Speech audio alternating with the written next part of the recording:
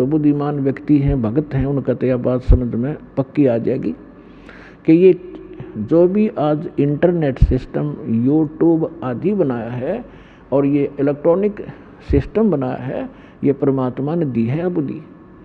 अब जैसे ये अध्यात्म मार्ग का ज्ञान आज तक किसी ऋषि महर्षि से, बड़े बड़े विद्वान जो दीक्षा करते, किसी के पास नहीं था, और यू ज्ञान इस दास को दे दिया और ऐसा सुलझा कर धर दिया, आम व्यक्ति समझ सकता है। आपके लिए कितनी सुविधा होगी ना। आप ये गीता पढ़ते पढ़ते कितने दिन हो गए थे, और इस गीता को फर्स्ट क्लास की बुक बना दिया परमात्मा के ज्ञान ने। पहली कक्षा की किताब से दिखा हमने, ना पाठ दिखाई देता। तो इस दास ने अपनी अकल और अपनी बुद्धि का खूब पता है, जिसी मेरे में बुद्धि थी। मुश्किल से पास होया करते, पढ़ा करते जब, और 6 बार पढ़ा करते जब कि एक लेसन याद होया करता। आज उस परमात्मा ने अकल दी, बुद्धि दी, और ये सब सदग्रंथ खोल कर धरवा दिए। तो गॉड गिवन माइंड है ये, ना कि जीव का।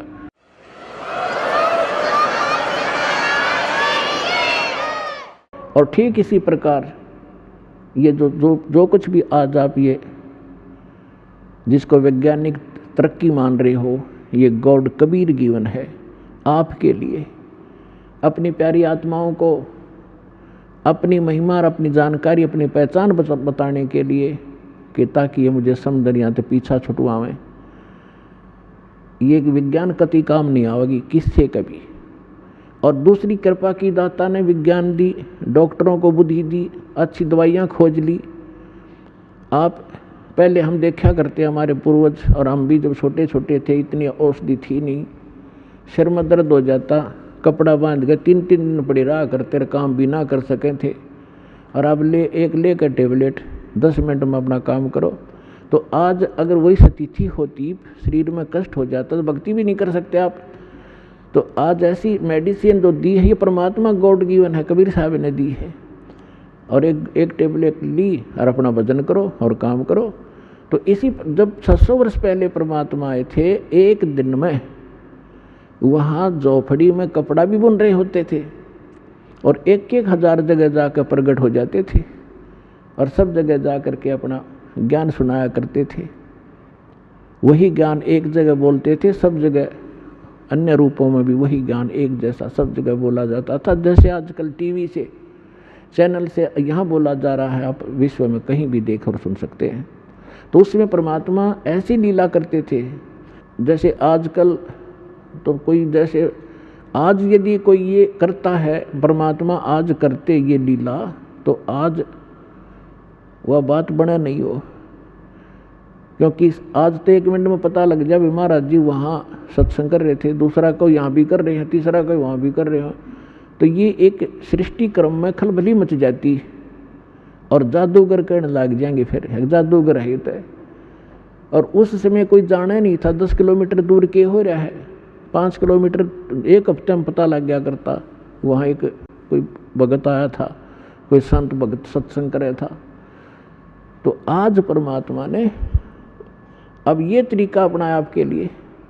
उसमें तो वर्बली सुनाया करते थे, जो ज्ञान आपको कबीर सागर से, कबीर वाणी से दास सुनाता है, समझाता है, बताता है।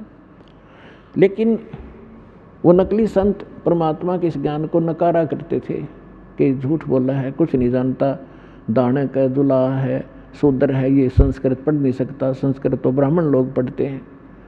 तो इन नकलियों की दाल गली रही।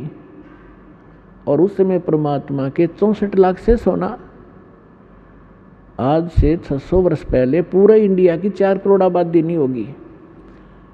और उस समय इराक, ईरान और जो पश्चिमी और पूर्वी पाकिस्तान, बलोचिस्तान, अफगानिस्तान और गजनीव तक, ये सारा भारत था।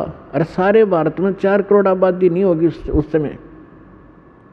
और उस समय 64 लाख से सो जाना एक दानक जो लाए के, क्या वो मानुष था या कि कवि था? वो समर्थ शक्ति थे, वो कबीर भगवान थे। तो उस समय परमात्मा ने ज्ञान यही दिया, लेकिन ज्ञान कम, हम समाधान ज़्यादा चाहते रहे। तो जो भी परमेश्वर के आता था शरण में, कबीर साहिब की में, तो उसी को सुख होता था, क्योंकि ये परमात्मा है। ये हमारा पिता है और ये हमारे दुख को देख नहीं सकता और समर्थ है। अब जैसे कोई बालक है, बच्चा है, और किसी भी कारण से उसने कर्जा सिर पर कर लिया और पिता के पास सामर्थ्य है और वो पिता के पास आता है, पिताजी ऐसे ऐसे हो गया, तो वो कहेगा बेटा आगे गलती नहीं करेगा, ले ये तेरा कर्जा मैं तार देता हूँ, तो वो आगे ठीक चले तो वो बात बनेगी। तो इसी प्रकार ये समर्थ परमात्मा है। जो भी परमेश्वर की शरण में आते थे सब सुखी हो जाते थे। ऐसे 64 लाख शिष्य बन गए। और कारण क्या रहा कि हमने उस परमात्मा को परमात्मा नहीं माना, हमने ज्ञान आधार नहीं किया, समाधान को आधार किया, और जब सुख होते चले गए फिर वो बकवाद हमारे मन में फिर घर कर गई, जिस कारण से हम 64 लाख के 64 लाख यहीं फिर भटकते रह गए, पार नहीं हो पाए। नहीं तो उसमें पार कर सकते थे। उसका कारण ये रहा, कबीर साहब ने कहा कि ज्ञान संपूर्ण हुआ नहीं और हृदय नहीं छदावे और देखा देखी भक्ति का यो रंग नहीं ठहरावे। जब तक आपको ज्ञान संपूर्ण नहीं होगा तब तक आप इस भक्ति मार्ग पर स्थिर नहीं हो सकते। आप डगमग हो जाओगे। कोई भी बीच में आकर आपको भ्रमित कर देगा, नहीं आप इधर गलत जा रहे हो, आप इधर चलो, आपकी दिशा आपको दिग्भ्रष्ट कर देगा। तो फिर पता नहीं, अब जाना था पूर्व में और चला दिया, भेज दिया उत्तर में, तो बहुत दूर चले जाओगे। ऐसे हम भटकते रहे। तो अब परमात्मा ने ये ज्ञान इसलिए आपके लिए तैयार किया है, पहले आपको शिक्षित किया। पुण्यात्माओं, जो दास वचन कह रहा है इसमें बहुत वजन है और सत्य से परिपूर्ण है। आज से 50-100 वर्ष पहले आप पिछला इतिहास देखो, लाखों वर्ष चले गए इस सृष्टि को, इस चतुर्युग में। कोई भी अपने जो आम नागरिक शिक्षा नहीं, अपनी नेक नीति से कमाई करके अपना परिवार पोषण ही करता था। एक वर्ग को ब्राह्मण वर्ग को एक विशेष वो ड्यूटी सौंपी गई थी कि आप सदग्रंथों को पढ़ो, शिक्षा ग्रहण करो और फिर हमें बताओ। तो आम व्यक्ति को वो खुद जैसा भी सदग्रंथों को पढ़ते सुनते समझते थे, आम व्यक्ति को बताया करते थे। वैसे थोड़ी बहुत शिक्षा होती थी, लेकिन उसके लिए एक सिंपल सा ही ज्ञान आधार बनाया जाता था। ये आजकल की जो शिक्षा नहीं थी। तो आप देख रहे हो कि हमारे दादे परदादे 7 पीढ़ी का, तो मुझे याद है कि कोई भी अक्षर ज्ञान नहीं रखता था हमारी का, और सब सुखी थे, ठाठ से रहते थे, नेक नीति से रहते थे, कोई कष्ट नहीं आते थे, और ना इस तरह की माया की हवस थी जो आज लागी आग। तो परमात्मा ने इसलिए शिक्षित नहीं बनाया था कि यह बेईमान बना देती है। ये शिक्षा आपके अंदर अभिमान पैदा कर देती है। थोड़ा सा कोई पोस्ट प्राप्त कर लेता है, कोई अधिकारी बन जाता है, काख फूल जाती है उसकी, अरकल ना द्रंग मार जा, पैरालिसिस हो जा, मुँह मगमाखी बड़े और लकड़े, कहाँ गई वो बकवाद। तो जब तक जीव को अपने औकात का पता नहीं लगेगा, ये ठोकर पर ठोकर खाओगा। और सबसे बड़ा दुख और सबसे बड़ा बाधक भगवान के मार्ग में अभिमान होता है। तो इसलिए इस ज्ञान शिक्षा परमात्मा ने अब मजबूरन देनी पड़ी आपको, कि आपको चाहे कितने सुख दे देते यहाँ बुरवाला स्थलों का आश्रम में, और आपको ज्ञान नहीं होता, आप फिर भी यहाँ से भाग जाते। अब पहले आपको ज्ञान से रंगा जाता, आपको इसलिए बुलाया जाता है कि आप रह कर यहाँ आए, और आपको यहाँ आने से बहुत लाभ होता है। आप जैसे आप सत्संग के लिए तैयारी करते हो, 4-5 दिन पहले तो अपने घर की सेटिंग करने लग जाते हो कि मैंने 2-3 दिन सत्संग में जाना है। तो वो भी आपके पुण्य शुरू हो गए, भगवान के लिए ही आपने कोई भी सेटिंग की। फिर यहाँ आते हो, दंडवत प्रणाम करते हो, 2 पैसे दान भी करते हो। ना तो ये पैसा कितने डॉक्टरों का लगाओ, ना कोई लेकर ना दे, वो लेकर भाग जाता, या कहीं और कोई पशु बिगड़ जा, या कोई और बिजनेस में हानि हो जाती, वो पैसा आपके पास नहीं रहना था। और इस दान करने से आपकी हानि में भी बचाव होगा, आपके पुण्य साथ बनेंगे। और ये ज्ञान यज्ञ रूपी सत्संग से आपको ओत प्रोत किया जाता है। तो ये सब प्रकार के पुण्य 500 यज्ञ आपसे करवाई जाती है। आपको यहाँ बुलाने का उद्देश्य ये है कि आप इस ज्ञान को समझें और भक्ति के अंदर आपकी श्रद्धा बढ़े और आप पुण्य युक्त हों। आप यहाँ आते हो 3-4 दिन, जिस अभी जिसका दाव लगता है परमात्मा की दया से, तो यहाँ फिर आप सारी क्रियाएं करते हो। सुबह का नित्य नेम भी कर लेते हो, मंत्र भी करते हो, सेवा भी करवाते हो, आरती भी सुनते हो, रामायणी भी कर लेते हो, फिर प्रणाम करते हो रह कर, फिर अपने भाई बहनों से मिलते हो जिनको यहाँ सुख हुआ है। तो आपका दृढ़ता आती है आपको कि सचमुच मेरा भी काम बनेगा जब इनके साथ ऐसा सुख हुआ। इसलिए आपको बुलाया जाता है। और यहाँ आने से कहते हैं संत मिलन को चालिए तज माया अभिमान, और जो कदम आगे रखे ओहे यज्ञ समान। अब इस सतलोक आश्रम बरवाला में की तरफ आप जब भी रुझान बनाते हो, वहीं से आपके पुण्य प्रारंभ हो जाते हैं। और आप कितने भक्तिहीन हो चुके हो ये अंदाज़ा लगा लेना। आजीवन आप यह भक्ति करते चलोगे, तब जा कर के आप सतलोक जाने योग्य पुण्य युक्त हो पाओगे। तो आप कितने, जब सतलोक से आए थे तब आप कितने पुण्यकर्मी प्राणी थे। इस काल के होटल में आकर आपने सारी पूंजी का नाश कर दिया, आप एक भिखारी बन गए। गरीबदास जी कहते हैं उत्तर दक्षिण पूर्व पश्चिम तो फिरदा दाने दाने नू, और सर्व कला सतगुरु साहिब की हरियाए हरियाणे नू। तो हर एक दाने के लिए धक्के खाते हो, अंडों को इंग्लैंड में जा रहा, हर को अमेरिका में धनी बन काऊंगा। आपने यही धनी बना दे परमात्मा, जो नीत साबित होता है। करके देखो, भक्ति 100 सुख देगा, 100 बरकत देगा, 100 प्रकार की आपकी हानि टाल देगा, यही सुख हो गया। और फिर धन का करोगे क्या तुम? जब आपको ये अध्यात्म ज्ञान होगा, फिर आपको केवल गीता अध्याय नंबर 7 के श्लोक नंबर 29 याद रहेगा। गीता ज्ञानदाता कहता है कि जो प्राणी मेरे इस ज्ञान को आश्रय रख करके तत्वदर्शी संत की खोज कर लेता है, जिसने तत्वदर्शी संत मिल गया, मेरे इस ज्ञान को आश्रय कर लिया, तो फिर वो जो व्यक्ति जरा और मरण से छूटने के लिए प्रयत्न करते हैं, इस संसार की किसी भी वस्तु की वो इच्छा नहीं रखते। जरा माने वृद्ध अवस्था का कष्ट और मरण माने मृत्यु। अब भक्तात्माओं थोड़ा सा ज़्यादा जोर देना अध्यात्म मार्ग की ओर। या माया तो बतेरी जोड़ ली आपने, और किसी के पास कोई सेठ बना दिखता नहीं। अरबपति देख लो, उसके ऊपर कम से कम 1 अरब पैसे होंगे तो 2 अरब कर्जा पाओगा।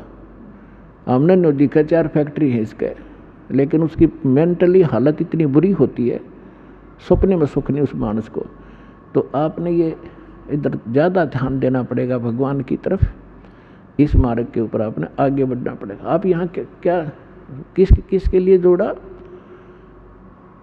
परमात्मा कहते सर्व सोने की लंका थी वह रावण से रणधीरम, एक पलक में राज विराजी जम के पड़े जंजीरम। और सारी सोने की लंका बनाए बैठा था और 1 ग्राम सोना भी साथ नहीं ले जा सका। तो फिर हमें ये ज्ञान होगा। तैसे गीता अध्याय नंबर 7 के श्लोक 29 में कहा है कि जो जरा और मरण से छूटने के लिए प्रयत्न कर रहे हैं और कोई वस्तु की इच्छा नहीं रखते, वे उस परमात्मा से, तत्परम से और सारे अध्यात्म ज्ञान से और सभी कर्मों से परिचित हैं। उसी का दिल डटेगा इस काल के जाल से, उल्टा हटेगा, जिसने संपूर्ण ज्ञान हो जाएगा। तो कबीर साहब कहते हैं ज्ञान संपूर्ण होया नहीं और हृदय नहीं छदाया है, तो इस देखा देखी भक्ति का रंग नहीं ठहरावे। तो 64 लाख शेष थे, सारे भाग्य भगवान को पहचाना नहीं, क्योंकि उनको ज्ञान नहीं था। और आज ज्ञान करवाया भगवान ने, आपको प्रमाण देकर ऐसा रंग दिया है कि आप यहाँ से हिल नहीं सकते। आपको ये स्थान बरवाला ऐसा दिखाई देगा जब आपकी बुद्धि ठीक काम करेगी और ज्ञान आधार बन जाएगा। बंदी छोड़ दयाल जी तुम तक हमारी दौड़े, जैसे कागज जहाज का अब सूझे और न ठोरे। जैसे पुराने समय में समुद्री जहाज होते थे, उसमें कोई ऐसा दिशा सूचक ऐसे होते थे टेम्परेरी से, नॉर्थ साउथ पोल ही बताने वाले, तो वो लेकर जहाज लेकर चल देते थे रात शाम के समय। और जहाज में कौवा बैठ जाता था कि रात्रि में सुबह उठेंगे, सभी खाना खाएंगे, कुछ टूक बाहर डाल देंगे। जहाज के अंदर ग्राउंड भी होता है, तो वो कौवा इस लालच में बैठकर चला जाता है। रात्रि में 200-250 किलोमीटर जहाज समुद्री निकल जाता है। तो वहाँ जाने के बाद सुबह होता है, तो होता था तो ड्राइवर जो होते थे इसके चालक जहाज के, वो ये चेक करना चाहते थे सुबह उठ कर के हमारी दिशा ठीक है कि नहीं, क्योंकि जो दिशा सूचक होते थे नॉर्थ साउथ वाले जो चुंबकीय, तो कई बार चुंबकीय चट्टानों से डिस्टर्ब हो जाते थे। उसको जांच करने का उनका एक मोटा सा तरीका अपना रखा था कि कौवे को उड़ा देते थे, उसको उड़ने के लिए विवश कर देते थे। जो जहाज पर बैठ कर चला गया उसको डले डुले मार कर उसको विवश कर देते थे उड़ने को। तो कौवे के अंदर एक ऐसी कला दे रखी है भगवान ने कि उसको ये वो दिशा भूल नहीं पड़ती जिस दिशा से वो चला था, तो वो फिर अपने घर की तरफ ही उड़ता है सीधा स्ट्रेट। तो जिससे वो जहाज के चालक तो अपने उस इंस्ट्रूमेंट की जांच कर लेते, सही है या गलत है, गलत है तो सेट कर लेते अपनी दिशा जहाज की। और थोड़ी देर में वो कौवा उड़ के थोड़ी बहुत दूर जाता, 1000-2000 फुट, फिर उसको कहीं स्थान नहीं दिखता कहाँ तक उड़ के वो जाकर बैठे। अंत में वापस उड़ अड़ा के वापस आकर उसको जहाज ही दिखाई देता, उसकी जान बचाने वाला, नहीं तो जहाँ बैठे हुए डूब कर मरने वाला समुद्र ही समुद्र था।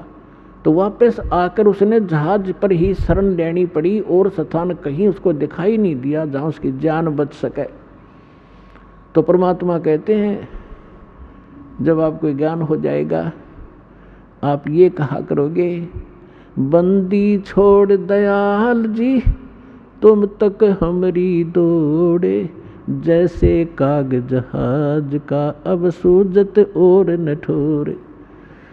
अभी तक तो ये नकली कोई कुछ कह देता है, कोई कुछ कह देता है, लेकिन जब आपको ज्ञान हो जाएगा आप उनकी नहीं मान सकते, वो चाहे आपकी ना मानो।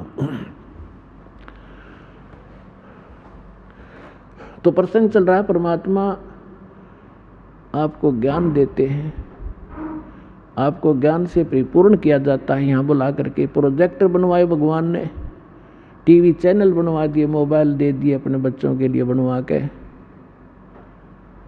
अपने आत्माओं पूरी पृथ्वी उस परमात्मा के बच्चे हैं, और परमात्मा ने कहीं से भी ये खोज कराई, चाहे अमेरिका वालों से, चाहे जर्मनी और जापान वालों से, इंग्लैंड वालों से, तो ये सारे विश्व के काम आई। जो भी वर्तमान में जो आप देख रहे हो, ये जिसको वैज्ञानिक तरक्की मानते, तरक्की है। अब यहाँ विचार करने की बात है कि परमात्मा के सब बच्चे हैं और अपने ही बच्चों के लिए अपनी बुद्धि देकर उनको सब कृतार्थ करते हैं। तो ये सारा कहीं से भी परमात्मा ने दया बख्शी। आज देखो परमात्मा का सामना आपने सत्संग सुना था कि परमेश्वर ने 600 वर्ष पहले कहा था कि कलयुग जो 5500 वर्ष बीत जाएगा, 5505 बीत जाएगा, तब तक स्टार्ट होगा मेरे वाला जो कार्य है, और उसमें अपना दास भेजूंगा और उसके पास वो सत मंत्र, सतनाम और सारनाम होंगे, जिसको प्राप्त करके पूरा विश्व पार करेगा, सारी सृष्टि विश्व पार होगा और सारी सृष्टि के प्राणी नाम दीक्षा लेंगे और भक्ति करेंगे, मोक्ष प्राप्ति करेंगे।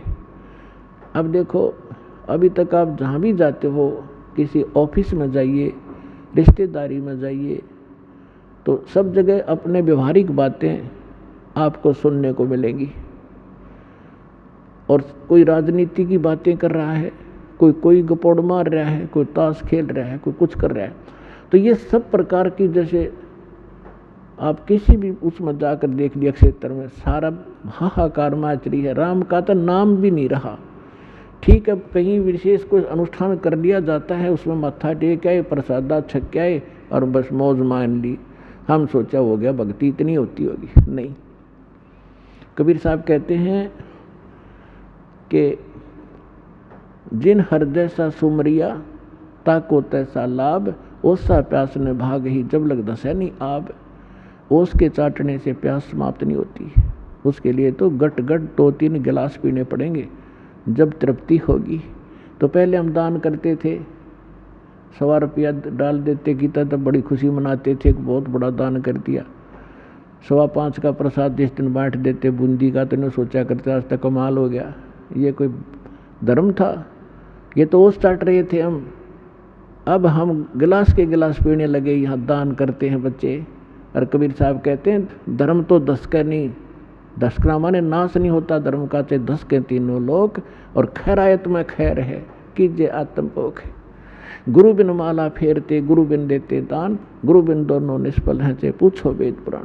यानी कुपात्र को दिया हुआ दान भी व्यर्थ जाता है, सुपात्र को दिया हुआ दान 1000 गुना होकर आपको प्राप्त होता है, और आपके पुण्यों में भी वो काउंट लिखा जाता है। तो जो प्रसंग चल रहा है हम वहीं आते हैं कि जब तक ज्ञान संपूर्ण नहीं होगा तो आप इस भक्ति मार्ग पर चल नहीं सकते। तो परमात्मा ने दया बख्शी है, जैसे पूरी सृष्टि नाम लेवेगी। अब दीक्षा कैसे लेगी? अब सबके विचार आप देख लो। दास को बिटर एक्सपीरियंस है इस भक्ति मार्ग पर चलने का। शुरुआत की अपने घर से, कोई नहीं माने, सारे उल्टे पड़े, तू कहाँ से ये ज्ञान ले आया, तेरा दिमाग घूम गया, सारे एक तरफ उठ कर चले जा। फिर कोई रिश्तेदार आ जाए, उससे बताने लगूँ, क्योंकि ज्ञान ऐसा है ना जाने कितना बता दूँ। फिर नो कहने लगे भाई वो तो पागल हो लिया रामपाल, तो उड़ जाइयो ना, बैठ जा 2 घंटे उठने देता ना। तो कहने का भाव ये है कि आज आपके साथ, सबके साथ ऐसे ही बना है।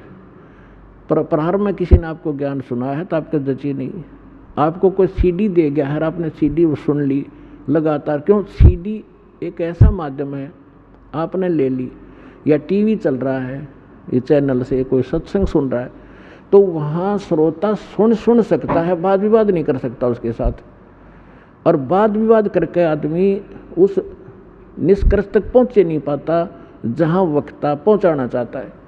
तो परमात्मा ने दया बख्शी कि टीवी के सामने बैठ कर तो कितना ही कुछ सोचता रहे कि झूठ बोला है, झूठ बोला है।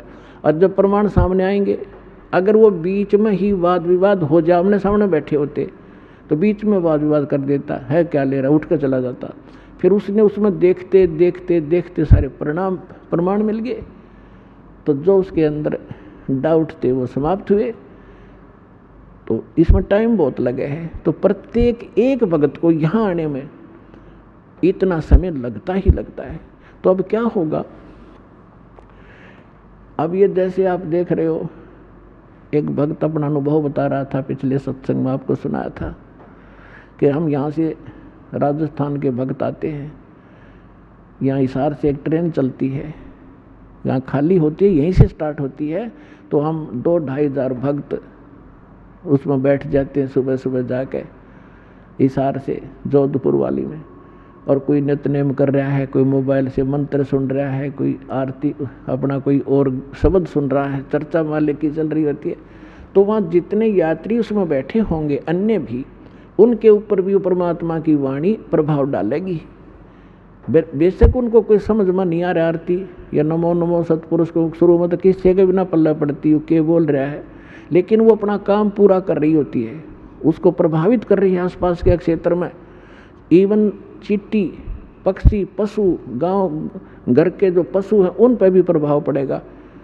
और इस वाणी के सुनते उनको शीघ्र ही, क्योंकि भगत के घर में पशु पक्षी जीव जंतु जो भी होंगे उनका भी उद्धार ही होगा।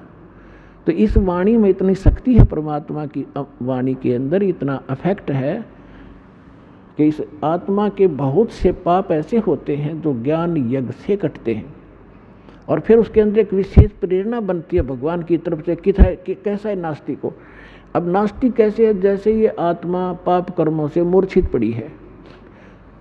अब जैसे किसी को सर्प डस जाता था, अब उसको एक गारडू होता था, विष उतारने का वो मंत्र सिद्ध कर लेता था। ये आध्यात्मिक जो विज्ञान है ये सबसे उत्तम है।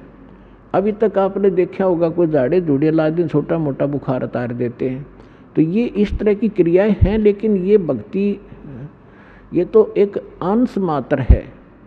और भक्ति जब सत्य साधना आपको मिल जाएगी, किसी चीज़ की जरूरत नहीं पड़ा अपना, ना झाड़ियाँ की। इस परमात्मा की भक्ति में सारी शक्ति है, सारा कुछ अध्यात्म मार्ग इसमें है। अब जैसे किसी ने कोई मंत्र सिद्ध कर लिया, आपका मंगलाचरण है जो हम आपको देते हैं, सबसे पहले इसको बोला जाता है। ये मंगलाचरण सब मंत्रों का मूल मंत्र है, चाहे किसी झाड़े ला लो, लेकिन आप झाड़ा मत लगाना। इस मंत्र को जाप करने से आपके आसपास कुछ भी नहीं रहेगा, और फिर आपका मंत्र जो दूसरा दे रखा है वो करते रहे। तो कहने का भाव ये है कि इस दास ने इस अध्यात्म मार्ग का बिटर एक्सपीरियंस हुआ। और पहले परमात्मा ने सन 1988 से 1994 तक 6-7 वर्ष इन सभी संतों महंतों महात्माओं की जानकारी दिवाई, के सत्संग सुना, इनकी क्रियाएं देखी। तो सुनने को मिला कि गरीबदास जी संत था, उसने गरीबदास जी के ग्रंथ में एक शब्द है, घट ही अंदर गारड़ू धोखे मर गईया, सार शब्द चीन्या नहीं और कोई भेद ना लैया। ये 5-7 लाइन है, उसने उसको सिद्ध कर लिया 1000 बार 2000 बार पढ़ के। तो उसमें शक्ति आ गई कि सर्प किसे न डस जा, वो मंत्र बोल देता, मन मन में बुदबुदा देता, उसका जहर उतर जाता, जीवित हो जाता था। वो उसी से प्रभु पा के गया, संत को आ गया। और हम इस वाणी ने रोज पढ़ना तो या आत्मा के सारे जहर तार देगी। जैसे गारडू अपना मंत्र बोलता है और जिसको सर्प डस गया, मूर्छित पड़ा है, वो ना उस मंत्र को सुन रहा है ना समझ रहा है, लेकिन वो मंत्र अपना काम कर रहा है। उसने उस विष को उतार दिया, विष उतरते ही वो चेतन हो गया, जीवित हो गया, मूर्छा उसकी खत्म हुई, तो अपना सुचारू काम करने लग गया। इसी प्रकार आपकी सभी की आत्माएं इस अज्ञानता से और इस पाप कर्मों के विष से अचेत होगी है। जो मूल काम था उसने भूल कर और कुछ कर रहे हैं। तो ये वाणी जो आपको दी जा रही है ये सारे विश्व में फैलेगी और सब पर प्रभाव डलेगा। चाहे कोई ना सुन रहा है, ना समझना चाहता है, घर में चला है और सदस्य नाम नहीं ले रखा, कुछ दिनों में देख लेना वह भी नाम लेंगे, क्योंकि उनके वो विष उतर जाएगा, जो पाप कर्मों का उनका धीरे धीरे कम होगा और वो फिर उनमें एकदम प्रेरणा बढ़ेगी।